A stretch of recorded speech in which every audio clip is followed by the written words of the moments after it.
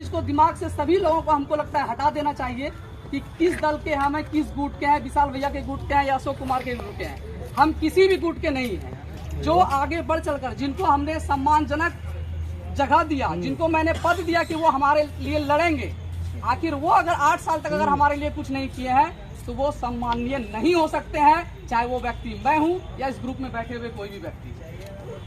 अगर आपको पद मिला है तो आपको उसका जो है उपयोग करना चाहिए और अपने संवर्ग के लिए लड़नी चाहिए। सिर्फ लेटर निकाल देने से नहीं होता है। बाकी मैं इस चीज को यहाँ पे स्पष्ट बोलना चाहूंगा कि मैं पहले ही बोला किसी गुट का नहीं हो। अगर विशाल भैया हो या फिर कोई और भी हो, अगर वो सचमुच में काम करना चाहते हैं संवर्ग के लिए तो मुझे पिछले 8 सालों में नहीं दिखा। और जितने भी लोग हैं उनसे कांटेक्ट करने का प्रयास नहीं किए होंगे, लेकिन मैं उनसे और वर्तमान स्थिति में जो है बना है सिचुएशन, उस सिचुएशन के साथ सारे लोग उन लोगों से जो है बात करने का प्रयास किए हैं, सारे लोग उनसे कांटेक्ट करने का प्रयास किए हैं। क्योंकि जितने भी नए लोग हैं वो कभी नहीं चाहते थे कि हम लोग प्रतिनिधित्व करें। जो विशाल भैया का अध्यक्षता थी उन्हीं के नेतृत्व में सारे लोग चलने के लिए पहले ही निर्णय हो चुका था।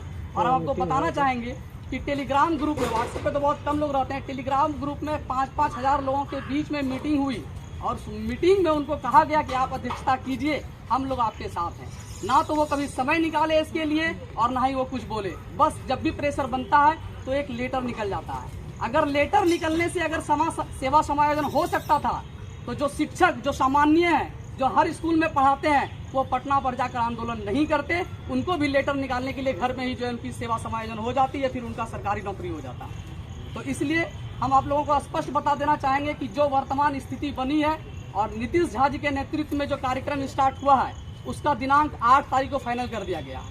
अब स्वेच्छा आप लोगों पर डिपेंड करता है, हम किसी को जबरदस्ती लेके नहीं जा सकते हैं। लेकिन इतना हम जरूर बोलेंगे कि भागलपुर जिला से अगर एक कोई व्यक्ति जाने वाला अगर पटना कार्यक्रम में होगा तो वो अकेला मैं हूँगा। मैं किसी भी हाल में जाऊँगा, क्योंकि पिछले 8 साल में कोई भी कार्यक्रम नहीं हुआ है, ना ही वो भागलपुर में हुआ है और ना ही जो है राज्य स्तर पर कुछ हुआ है। इसके साथ साथ मैं आपको बताना चाहूँगा कि अगर आप इस भ्रम में अभी भी फंसे हुए हैं कि कोई आगे आएगा, कोई कुछ करेगा, तो कोई आगे नहीं आएगा। आज से आप लोग अपने आप को जो है आप अध्यक्ष मान लीजिए कि हम जिला अध्यक्ष हैं और हम ही प्रदेश अध्यक्ष हैं, हम ही आगे बढ़ेंगे तभी हमारा कल्याण होगा। निश्चित रूप से जो है इस चुनाव के पहले कुछ ना कुछ सरकार निश्चित रूप से हमारे बारे में सोचेगी, लेकिन जब तक हम लोग बैठे रहेंगे निश्चित रूप से कुछ नहीं होने वाला है। मैं इतनी बातों को यहाँ अपने क्रोध को जो यहाँ पे प्रकट कर रहा हूँ, इसका कोई ये मतलब नहीं है कि मुझे नेता बनना है, मुझे अध्यक्ष बनना है। लेकिन जिनके नेतृत्व में आज तक कुछ नहीं हो पाया और उनसे आस लगाकर हम इसके लिए बैठे हुए हैं कि वो आगे बढ़ेंगे तो हमारा कल्याण हो जाएगा, तो ऐसा मेरे नज़र से और मेरे समझ में नहीं आता है कि ना वो कभी आगे बढ़ेंगे और ना ही आपका कभी कल्याण होगा। इसलिए अगर अपना कल्याण चाहते हैं तो दिमाग में इस बात को सेट कर लीजिए, ना हम उस ग्रुप के हैं ना हम इस ग्रुप के हैं। जो बेल्ट्रॉन का डाटा एंट्री ऑपरेटर आगे बढ़ेगा, प्रतिनिधित्व करने के लिए तैयार होगा और संवैधानिक तरीके से 8 तारीख को जो बैठक होने वाली है, मैं आपको बता दूं पटना की एक स्थिति को। पटना में पंडाल से लेकर A to Z की व्यवस्था कर ली गई है। डीएम को एसएसपी को लेटर दे दिया गया है, रिसीविंग करवा दिया गया है। सारा चीज संवैधानिक होने वाला है, ना कोई पुलिस चार्ज होने वाले है ना ही लाठी चार्ज होने वाली है। सारे चीज संवैधानिक तरीके से होगी। सारे लोगों को जाकर सिर्फ 1 दिवसीय बैठक में भाग लेना है और 1 दिवसीय बैठक के भाग लेने से क्या हमारा सेवा समायोजन हो जाएगा? नहीं होगा। 1 दिवसीय सेवा समायोजन का 1 दिवसीय बैठक का मतलब सिर्फ यही है कि सरकार को कम से कम अपनी बातों को पहुंचा देना।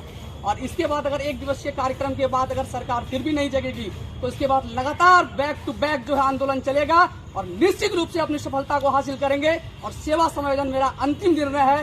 जान चली जाएगी लेकिन सेवा समायोजन के लिए लड़ना है। इसी बात के साथ अपनी वाणी को हम विराम करते हैं। आगे सभी लोग आके अपनी बातों को देंगे। धन्यवाद।